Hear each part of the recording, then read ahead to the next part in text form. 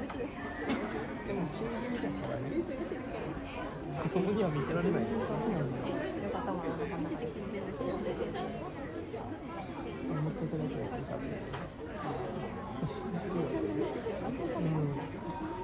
この砕いてる。それを確認してるから。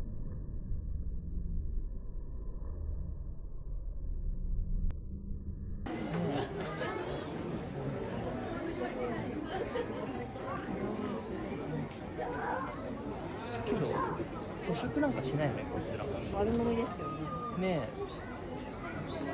いただくな。こ